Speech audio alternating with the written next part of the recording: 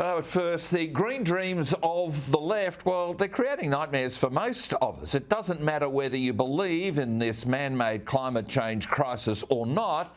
Financially, we're all in the box, and the lock, well, it's being keyed shut.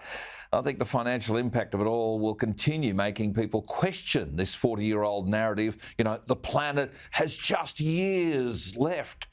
The many varied predictions from King Charles down, well, they've been wildly wrong. And this king crying wolf stuff, well, it's gathered plenty of private jet flying followers, but other wiser heads say the end of the world, well, isn't nigh.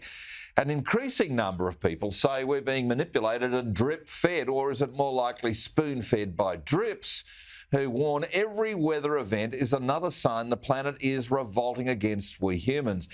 But it's only countries like ours which is going to pay the price.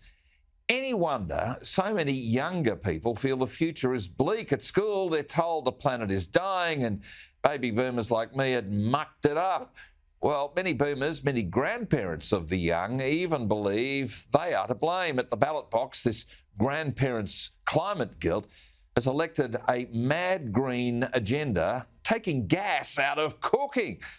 I mean, surely government telling us how to cook dinner is going to be one of the last straws. Older Australians falling for the frantic overreach of the climate catastrophists, well, they're condemning their grandchildren to higher debt and lower living standards. And they should know better, because even if it's all true, at least question why they're throwing so much money at private jet flying rent seekers, demanding taxpayer subsidies for elaborate schemes and projects. I mean, ask why we allow our coal and gas to be burned at increasing rates in developing countries to ensure an economic advantage to them, while denying our own access to our own coal and gas at the cheaper price we used to pay. I mean, governments have decided bigger bureaucracies and more tax and, of course, a new carbon price paid only by us was somehow or other going to appease the planet. But it's all rank stupidity, destroying our standard of living to save the planet while facilitating even more carbon emissions in other countries trying to improve their economy. I mean, why are we consigning our children, and their grandchildren to a worse standard of living than the one we have enjoyed? We are betraying the blood, the sweat, the tears of earlier generations to please the new climate gods that, well, we seem to worship.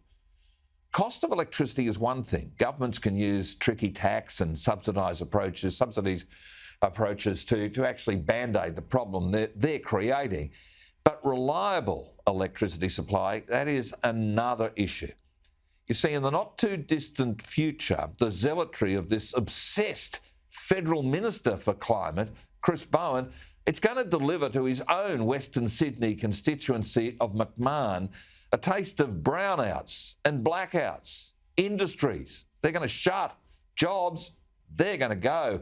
The Bowen brownouts and blackouts should in time boot Bowen out. Maybe the government will appease everyone by giving them a taxpayer-funded diesel generator. I mean, one thing is for sure, hot on the heels of the debt created to stave off the pandemic comes a big increase to debt to now try and change the climate.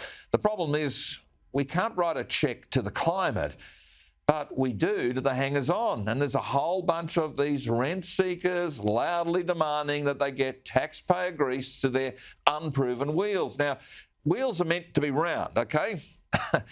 But we're asked to subsidise squares and triangles because, well, you know, they might work.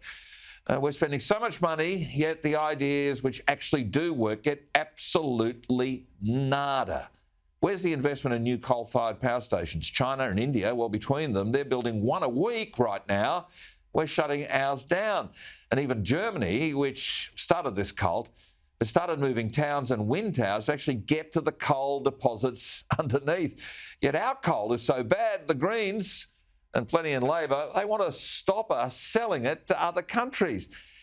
Equally, why not follow Canada and invest in new high-tech, small modular nuclear power plants like Canada? We have plenty of uranium, but we just sell it overseas.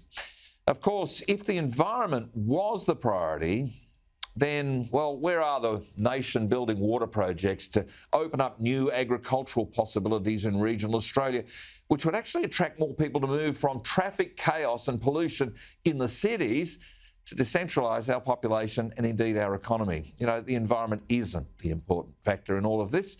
It's the subsidies for the rent seekers, and we're all paying for it.